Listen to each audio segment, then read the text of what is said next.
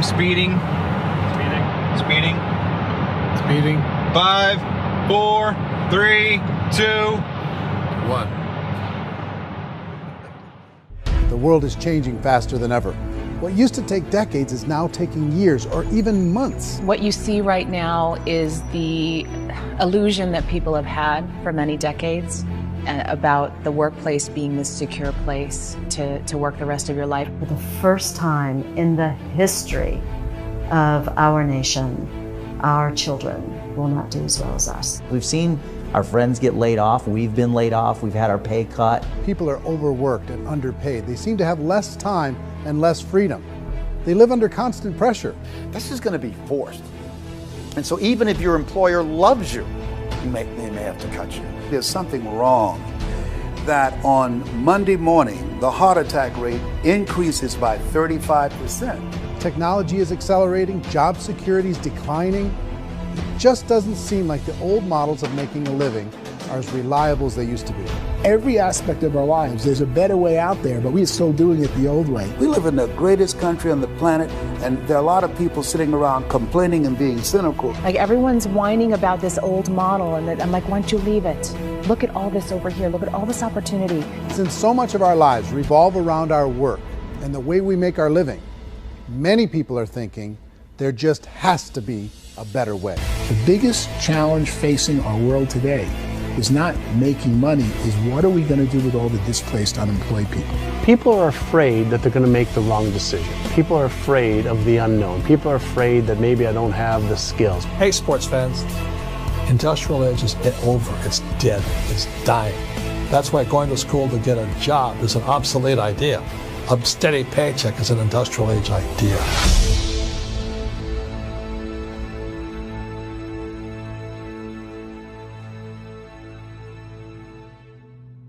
It's the search for answers that has brought us here together today.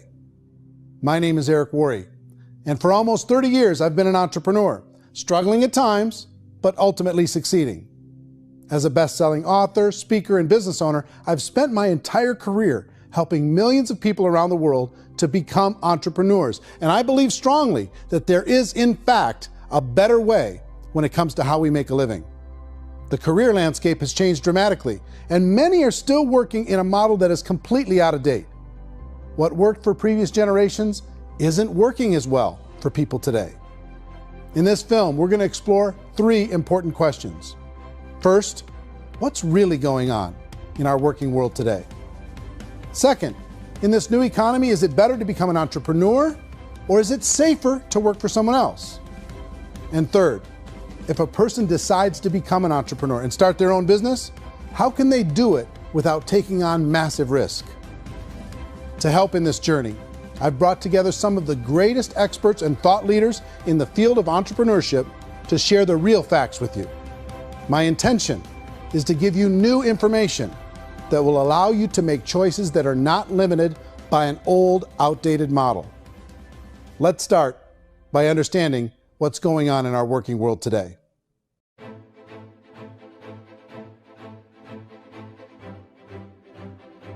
Let's look at unemployment. 30–40% of the people are honestly not working, but would be working.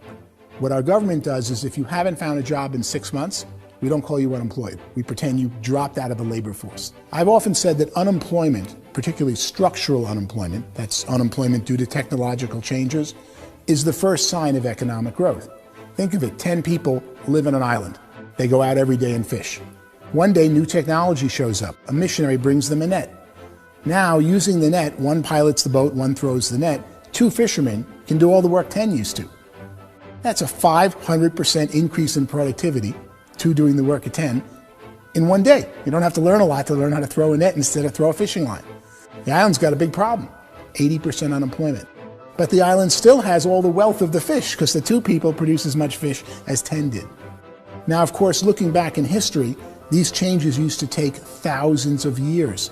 And during that time, we went into farming and transportation. Some of us became doctors and some teachers and lawyers, and we developed all these new professions and new manufacturing jobs. Today, these changes are occurring literally in one day when a new technological advance occurs, and we don't have the social structures to deal with it or to retrain the unemployed people. So one of the things that I think is interesting as I travel across the country and really travel around the world is the way that we work and the way we get paid for work is changing pretty dramatically. On a global basis, everything is being turned upside down because of the rapidly advancing technologies. They are eliminating many jobs, and we have been left with many people not prepared for the jobs that exist. A lot of demand in public companies was to squeeze out all the fat and to get just as much margin as we possibly could, and fat equals humans. So this idea of job security in information age is so obsolete, but it's still taught inside our school system, and that's where the problem starts. There's no financial education in the school system, and people are still trained to be employees who work for that paycheck. This is a chart on the middle class. What's happening in the middle class, those that went to school, their incomes have been coming down for years. And parents still say to their kids, go to school, get a job. Now what happens to all those middle class people who are dropping off the ends of the chart? Well, they become what's called working poor. And this is what happens to working poor. But they say poverty is ending. Well, poverty may be ending, but working poverty is going up. And this is food stamp usage. So food stamp usage in America is going through the roof right now, because people cannot earn what they call a living wage. Most people have experienced financial pressures that I think are probably greater than they have been in the past. If you're not working for yourself, then it's going to be a pretty hard road for a lot of people. Today, if you're going to control your future, the 40-40 plan is gone, where you can graduate from college and get a job and work for 40 hours a week for 40 years. That day is gone. So some of these charts actually tell you what's going on. And this is a really interesting one. You know, people are going back to school because if I go back to school, I'll get a nice job.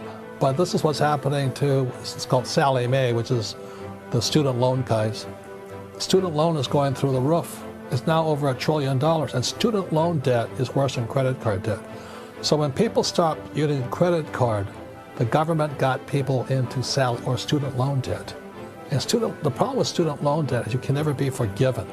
See, with credit card debt, you can declare bankruptcy and then all's forgiven. But student loan debt, you can declare bankruptcy, you still owe it. It's the worst of all debt. But this is the next picture. Look at this chart here. This is what's happening to wages of college graduates. It's going down. So you go to college, you rack up all this debt, but you earn less money. Now, that's not that intelligent. Average person who's been working a lifetime in America today is ending their lifetime at 65 with about $41,000 in assets. They earned just enough to survive. I think in the United States we have something like 17 trillion in debt. That's just the federal government debt. We got another 2 in municipal and in other, let's call it almost 20 trillion government. We've got 40 trillion in private debt. That comes up to close to 60 trillion. When you then add something we never had before, what you were talking about, when we look at the unfunded portion of Social Security and primarily Medicare, Medicaid, that, at the most conservative estimates from outside firms, Kleiner Perkins, 67 trillion and growing. That's more than all our other debt. There's less conservative estimates that say it's 84 trillion or higher. I added up conservatively $127 trillion in total debt. Debt is a financial drug. When you take it to excess, it's like taking a drug. Yeah, it makes you feel better, it enhances your performance, but at a huge cost, eventually it kills you. And so that's what happens. We keep doing more and more debt, and you get less and less results, just like a drug, until the debt gets so high that it crushes the whole system. That's where we're at, 8.2 times GDP. You know who I feel sorry for? I feel sorry for the person who dreads going to work, who is sick to their stomach on Monday morning, who hates their alarm clock, who gets a little glimmer of hope on a Wednesday because it's hump day and says, thank God it's Friday. And they live for those 2 days a week where they get to be themselves and they don't have to be around people they don't like, and they don't have to play the political game in the office, and they don't have to live this half life. The person that works 50 weeks a year just to be able to have the 2 weeks for vacation. And you know what happens to most of them? Nowadays, they don't have a vacation. They have a staycation. They have time off of work, but they don't get to go where they want to go because they're overextended. They've got all this debt. They got all this situation. They hate their alarm clock. They can't sleep until they're done. They have to spend most of their life in traffic. I feel sorry for that group of people because there's a better way. They just don't know it. I see this really interesting attempt at rugged individuality in a 6x8 rectangle. And I feel like you're all the same, except for the little push pins of the pictures. There's different pictures. Yours is named Jenny and his is named Sujara, but it's the same people. And this is how they are, and they're just like the zombies, and there's no joy in there, there's no fun. There's always like the wacky woman who decorates her cubicle, and that's the most she can do there. You got to give her credits, right? The wacky cubicle woman. The basis for their life is worry. I'm worried, you know, maybe I'll get fired. I'm worried maybe my company will go out of business. I'm worried I can't keep spinning the plates on paying the bills. I'm worried about how do I send my kids to college. I'm worried, what if the transmission of my car breaks? That's, you know, 2 or 3, I can't fix it. People live in a sea of worry, and it eats at them. Those signs that people held up during the Depression didn't say looking for gainful employment in a cubicle. It said looking for work. Work is what we're looking for. Job is just a unit of measurement. Work is what we're going after. It's time to look in the mirror and say, it's not the economy, it's my economy. It's my little world of where I am. I need to improve. I'm not going to wait for the economy to come back because, frankly, the economy is doing great in this country. So I'm here on Wall Street, the financial center of the universe, the financial capital of the world. This is where most people's money goes to at least be held for a time, right? With interest rates in banks being effectively zero, and many experts are predicting it's going to stay at zero for the next 10, 20, even 30 years, people feel like they don't have any choice but to put their future into equities, to put their future into the hands of other people on this stock market, and hope that the stock market goes up, hope that the stocks that their advisors pick or that they pick goes up. That's one way to go, I guess. It's my personal belief that if you put your future into the hands of yourself, in other words, you have earning power by yourself, I think you're a better investment than these guys. I think you controlling your future is a better option than handing over your retirement to these guys. The average household income in the United States is approximately $50,000 a year, what they call the middle class. To reach the top 25% of income earners, you'd need to earn at least $90,000 a year. To reach the top 10% would be a household income of $140,000, the top 5%, $190,000, and to be in the top 1%, you'd need a combined household income of at least $380,000 a year. So here's the question. What do you think would give you the best chance to move up and get to the top 10%, the top 5%, the top 1% or beyond? In my opinion, and in the opinion of many, many experts, the answer is to become an entrepreneur, to become your own boss. I think you have to be a business owner. I can't, the only time I ever say to someone it'd be great to be an employee is when they've already told me they've surrendered. I only tell people who are wounded spiritually that they should be an employee. And it's that feeling that you get when you pick up the backpack off the little Cub Scout and say, "Don't worry, little guy, we'll get you back to the camp." You know, it is in no way a kindness when I tell someone they'd be a great employee. The other status symbol really increasingly is lifestyle. And people can own their own business, maybe even work out of their house. That, I tell you, people admire that. Like, gosh, I wish I could do that. The spirit of the entrepreneur is to be a risk taker and to be resourceful and unstoppable and to have a vision of yourself beyond where you are and not willing to settle for life as it is. Think about the great entrepreneurs. They're visionary. They have heart. They're willing to do today what others won't so they can do tomorrow what others can't. Personally, I don't think of the new economy, the old economy. I create my own economy. The entrepreneur's in control. I decide what the economy is going to be like. In the world of entrepreneurship, there are no limits. You can make as much as you want, depending on how much you want to work and how smart you are and how great a team you put together. There's no more lifetime rewarding business than being an entrepreneur.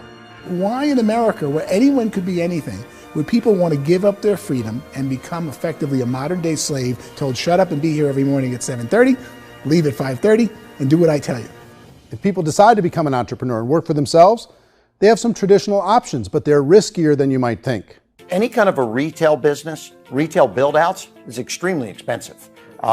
Even just these small little yogurt stores where they're putting little yogurt machines and you get all the different flavors, you're spending $200,000, $300,000, $400,000 to open a yogurt shop. I would love to buy a Dunkin' Donuts, but it's $500,000 or so to start.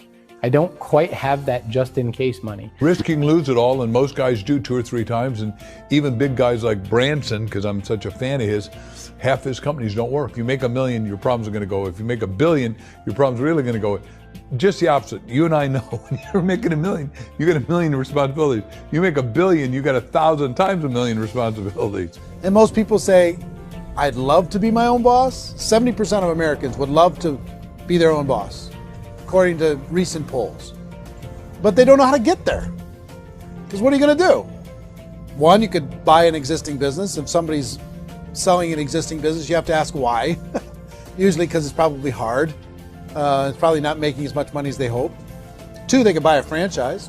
A little less risk, proven system, but it's expensive to be able to do that.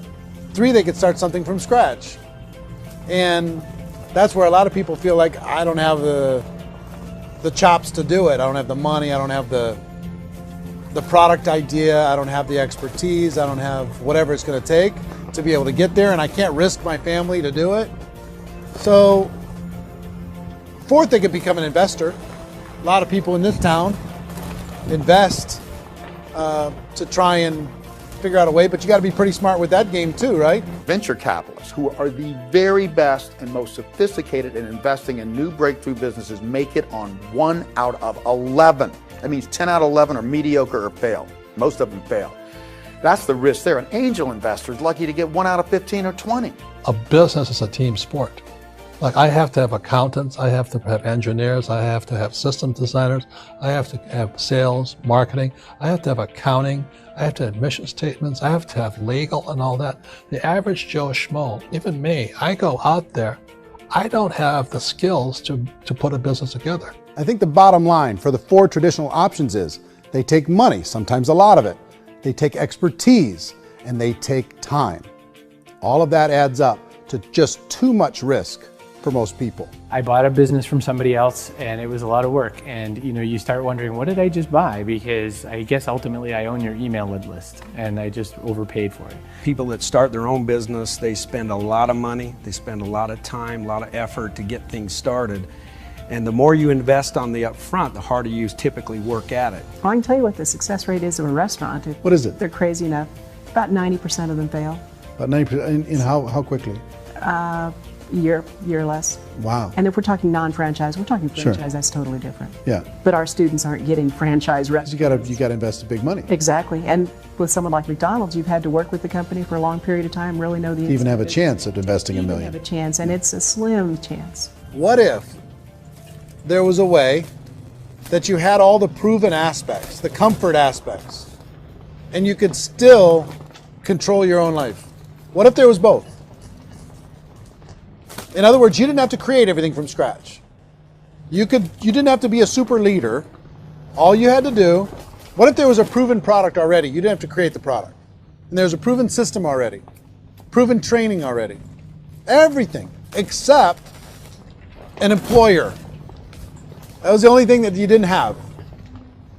Do you think more people would be open to working for themselves in that environment?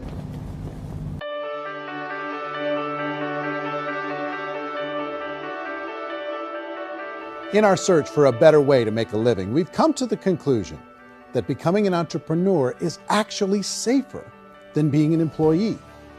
And through our look at the entrepreneurial options, one particular path kept coming up from expert after expert.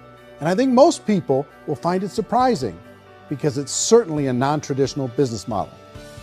That model is for people to start their own business and become an entrepreneur through the creation of a network marketing business. Some people call it direct selling because the product is being sold directly from the manufacturer to the end consumer, cutting out the middlemen. Other people call it multi-level marketing, or MLM, because there are multiple levels of commissions paid. The most common term today is network marketing, because network marketing best describes using a large group of independent distributors, independent entrepreneurs, to move a product or service more efficiently. So my friend here, Donald Trump, and I, we always write about the network marketing industry. And the reason we support the network marketing industry is because it really is a business school for entrepreneurs. Because most people come out of school looking for a paycheck. Oh, that's terrible. I went to network marketing like that.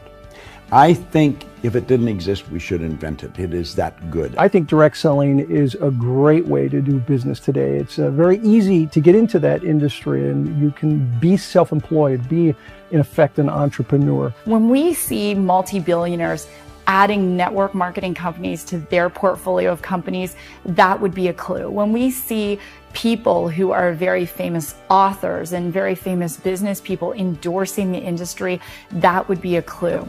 These network marketing companies aren't $50 million companies, they're billions and billions of dollars. They lead the stock market, they're major companies. When we're going to get it? You know, and you're going to school to work for a paycheck, but if you want to be rich, be an entrepreneur, and network marketing gives you the spirit to be an entrepreneur.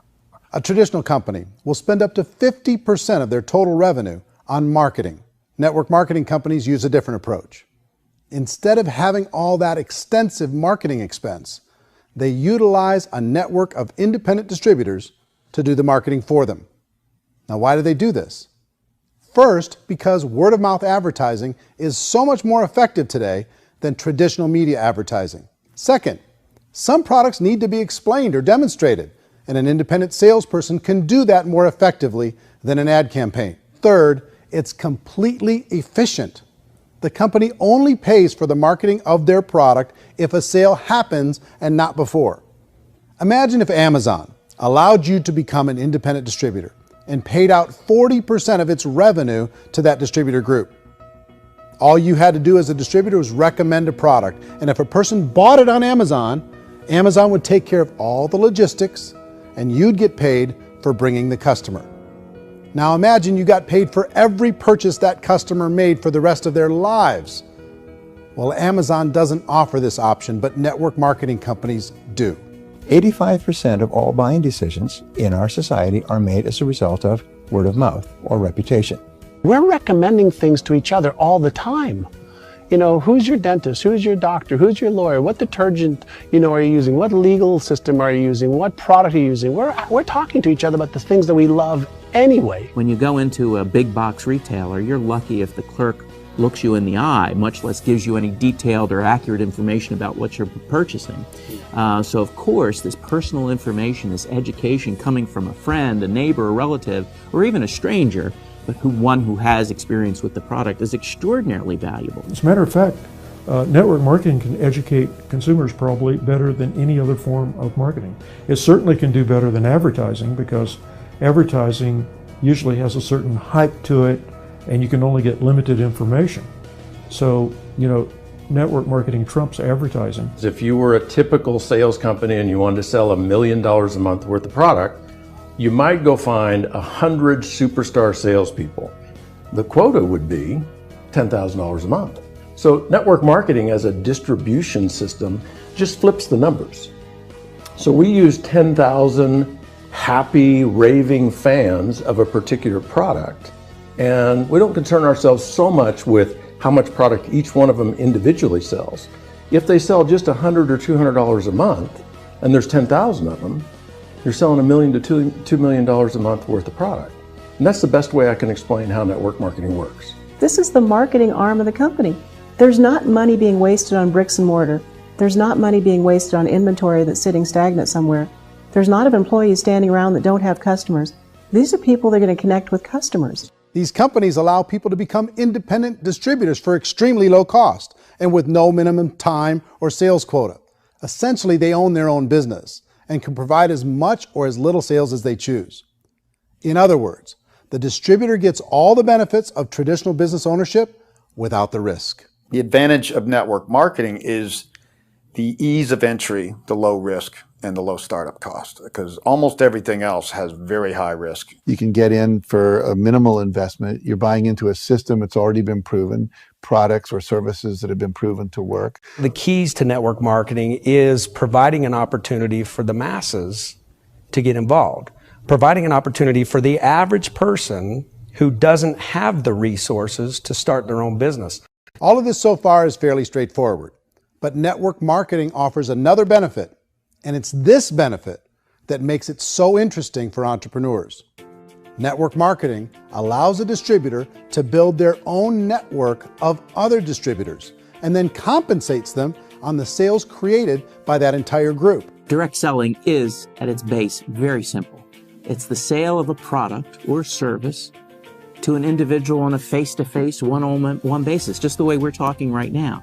But there's an important element as well, and that's the offering in conjunction with that sale of product, the offering of an opportunity for someone to make something of themselves. No matter what your social status is, no matter what language that you speak, I mean, look how many unbelievable people are becoming successful that speak every kind of language out there. What an awesome gift to give the world. Instead of having to work your way up in a system and prove that you could be a sales manager, they just decided everybody can be a sales manager. Everybody gets to build a sales team from day one. And so what that brought into the system of growth as a direct selling company is the concept of compounding or geometric progression. Because now you can actually grow a sales force very quickly because everybody is enrolling people in their own sales force. People who are like, oh, this is weird, I'm building a sales team, or what do you think you do at a regular company? How do you think a regular company works? Network marketing is the only industry that doesn't say your past determines your future. It looks at your past and says, okay, now what can we train you to do so you can have a great future? Every other employer out there wants to exploit you for what you already know, not teach you something new. Network marketing has a potential to save the United States and the world because it's going to teach people not to be employees, but to be entrepreneurs.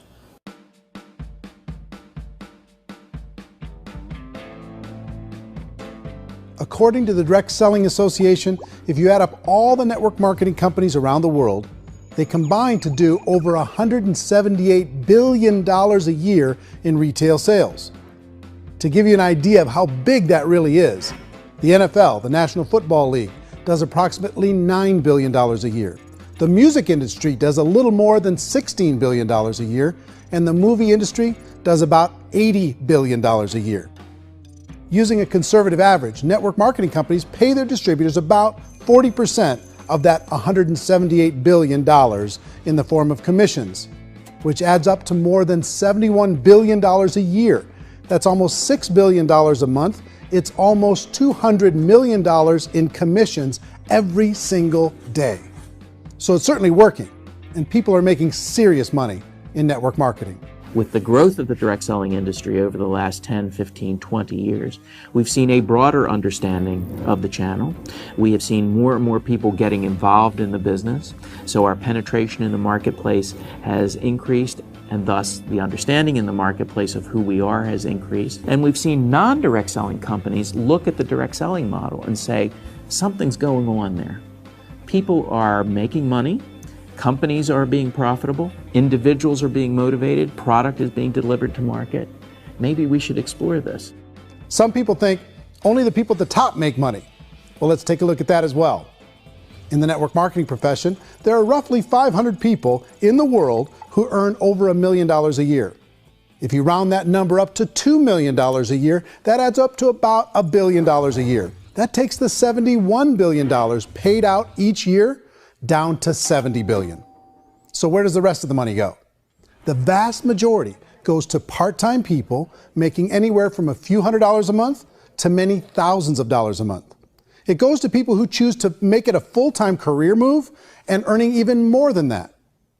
Every day, people are using the money they earn through network marketing to pay off debt, have more fun, and improve the quality of their lives. Everyone I know in network marketing has been doing that since the 50s. They go to work when they want to go to work. They stop working when they want to take time with their children to have a leisurely breakfast and discuss issues and driving to school. They go back to work when they get home, wherever they're working out of. The biggest thing that I've seen is people that have become much happier in their life. MLM has probably made more millionaires of more people in more countries, and I've spoken to them in 67 countries, than any other single form of business, starting from nothing. If they have a choice between working a job for the next 10 years or working a network marketing business for the next 10 years, the result of working the network marketing business will be better.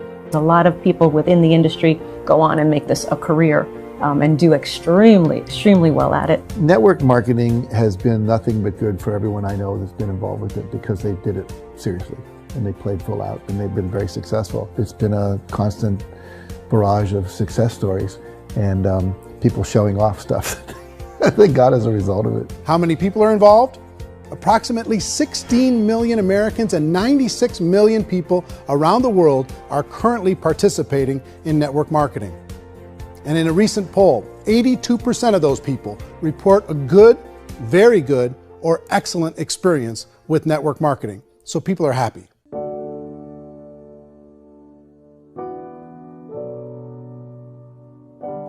So I've taken a look at the network marketing profession and really tried to understand why so many people are confused as to the validity of this as a business. One is this pyramid shape. People get really messed up with this pyramid. Oh, it's one of those pyramid things. So I just think there are a lot of haters out there who really don't understand the industry and say, oh, it's a get-rich-quick scheme. It's a pyramid. Well, corporate America is a pyramid scheme. You know what I mean? It goes like this. You have thousands of MBAs, let's say working for Ford or General Motors or Coca-Cola. If all these MBAs, they're all trying to get to here, that's a pyramid. Only one guy's going to make it. Every 10 years, one's going to make it. Whereas you look at network marketing, it's like this. So you're here, and your job is to develop other CEOs coming up behind you. So it's an inverse pyramid. In network marketing, it's a very simple concept. If you sell product, you get paid. It is paid based on production. There is no first mover's advantage. There is no investment component where the more somebody spends, the more they're entitled to make. So the two are polar opposites of each other. It doesn't matter what shape the company is or the compensation plan is shaped, whether it's a circle or a pyramid or a triangle or a trapezoid, it doesn't matter. If compensation is coming primarily from recruitment, then you've got a problem.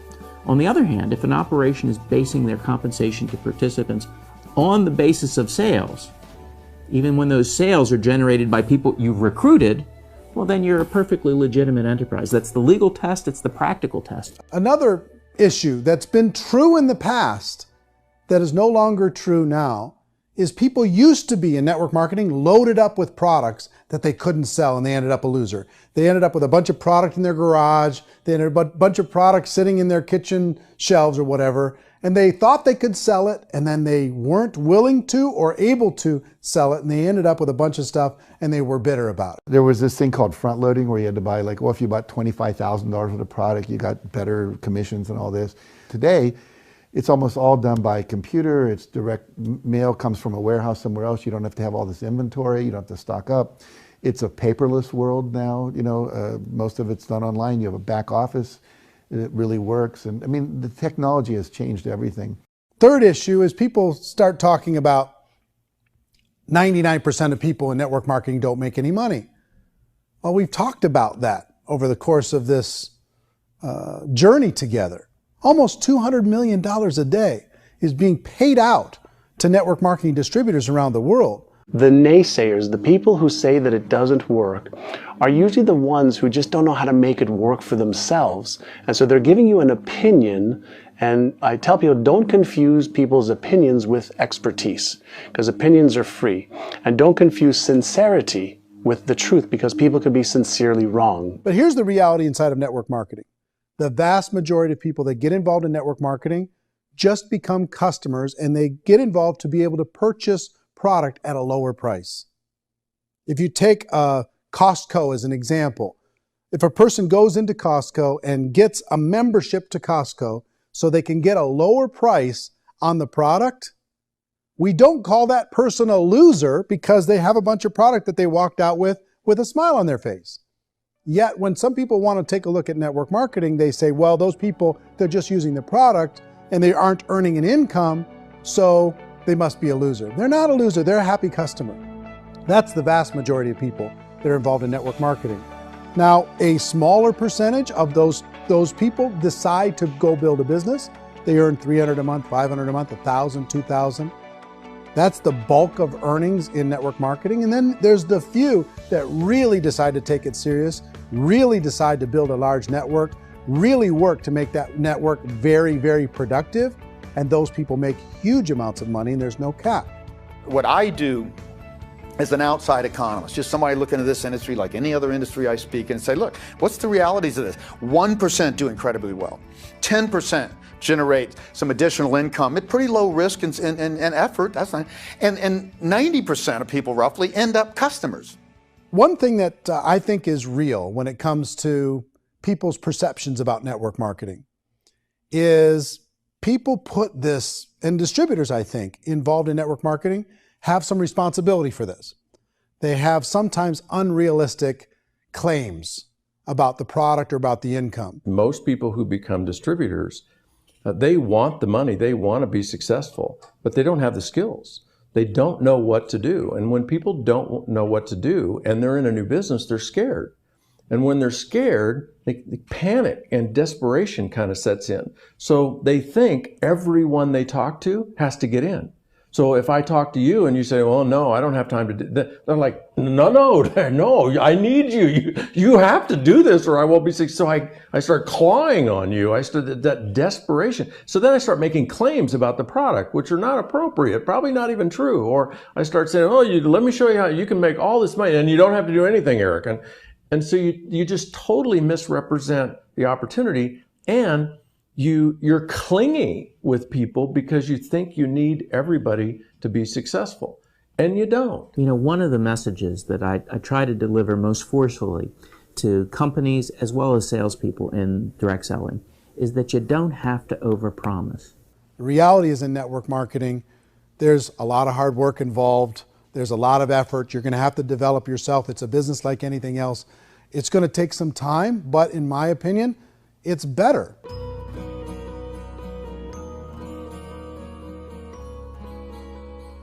It's light years better for people starting today than it was even 5 years ago. I think it's more widely accepted now, and people understand it is a business. It is being an entrepreneur. It is being a business owner. Our belief system is based upon our evaluation of something. And frequently, if we reevaluate a situation, our belief about that situation will change. The industry has changed and it's grown up. It's totally transformed. You've got young people today that have grown up with social media, and they understand networks. They understand how people are connected through technology, and they understand how money flows through those networks. So when they see network marketing, they don't see it the way their parents saw it. And we've all learned, the larger industry that you represent, has all learned from those mistakes and flaws and errors that have happened early on. Early algorithms didn't work the right way. That's all fixed. It's like when they design a computer program, they design the program, then they run it, and then they go back through and they debug it. The MLM industry has been debugged. This is the day of being virtual, being able to run a business from your mobile phone. I mean, it's incredible. Companies are getting smarter. They're implementing more consumer protections. They're implementing more compliance training. They're doing more with respect to product research. If you do get involved and you make purchases of inventory, even on a voluntary basis, if you decide that this business is not for you, you can leave and have that inventory repurchased by the company. There's no other business that offers that kind of protection on a voluntary, self-regulatory basis.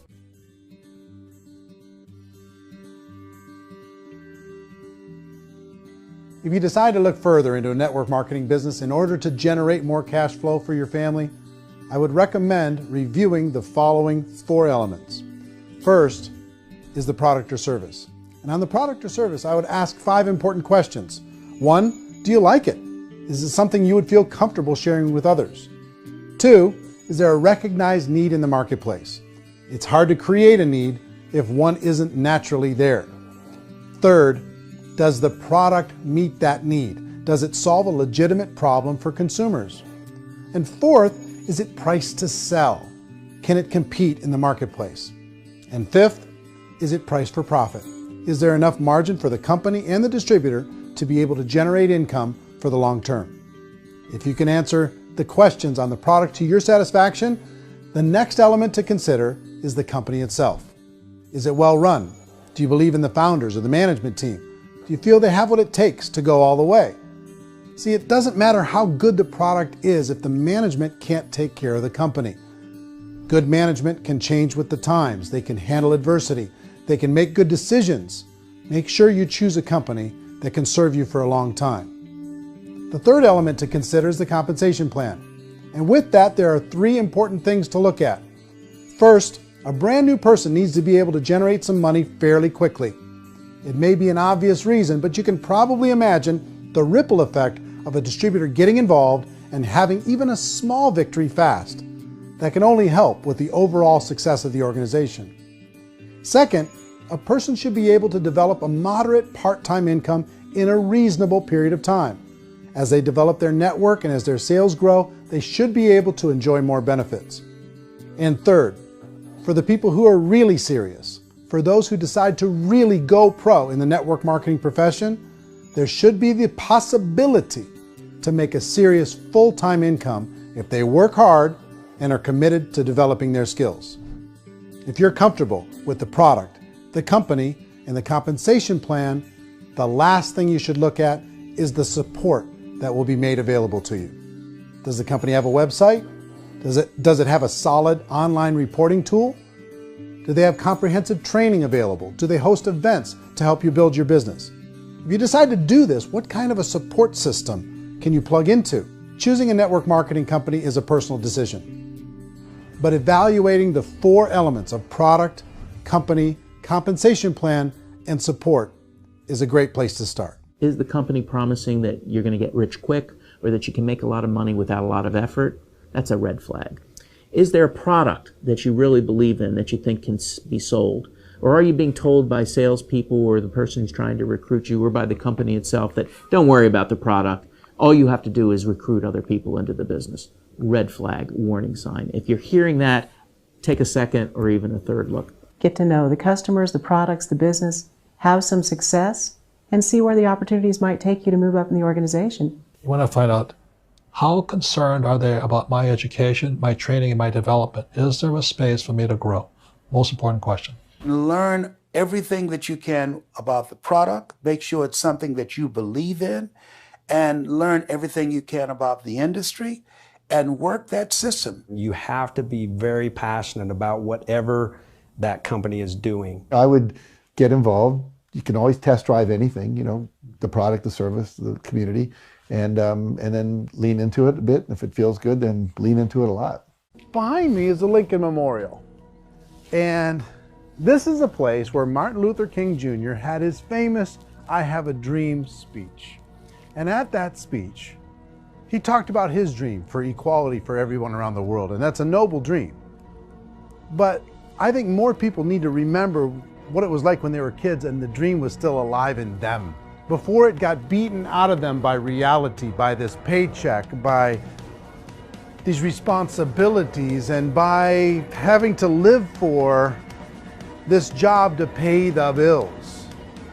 I think people need to remember that, go back to that. Once they know that there's a better way, I think their future is going to be much brighter. They can live a better life.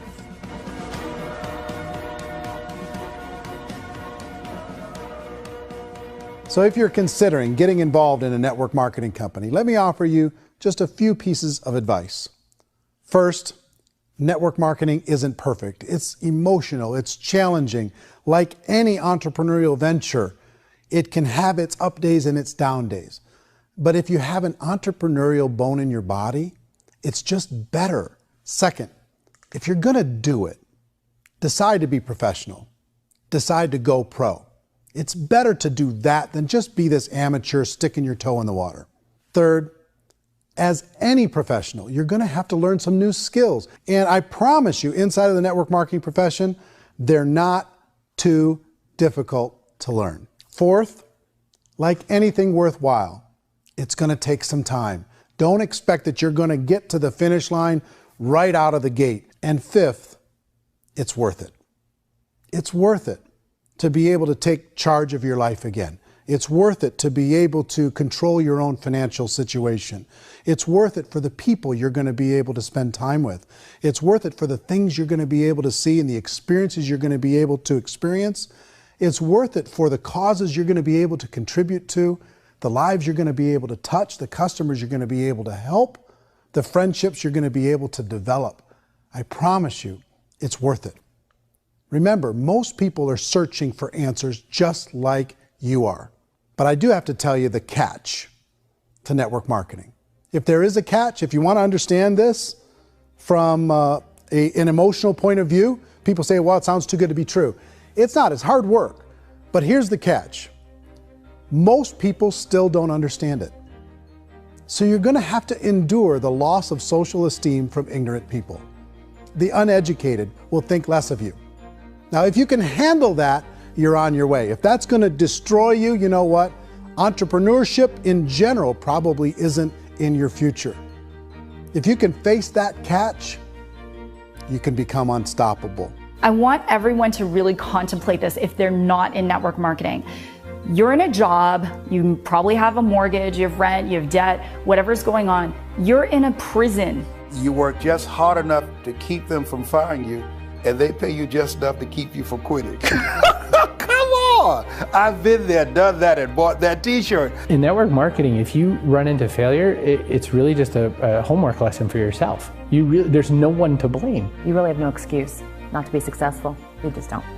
People don't want to hear that, but there's so much available to you. If you want to be a good network marketer, be a student to the people above you, be a fellow traveler to the people on the same level, and be a teacher to those below, and know when it's appropriate to do which.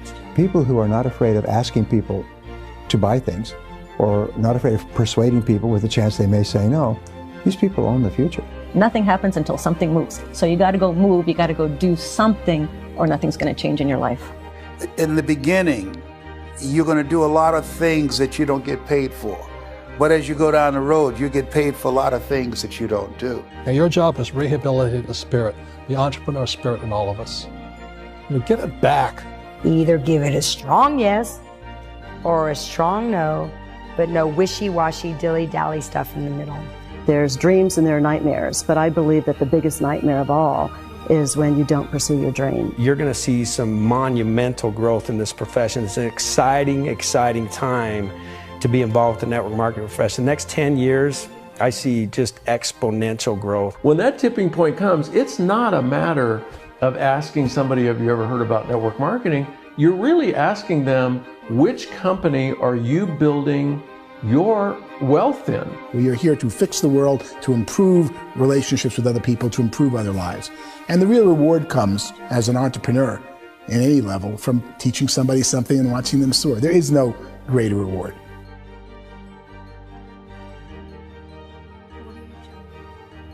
Life's too short to spend it living someone else's dream instead of your own. It's too short to spend it living at a fraction of your potential. Can being an entrepreneur be a challenge at times? Sure. But here's what you get in exchange. It can be yours. Something that you built, something that you created, something that you made happen.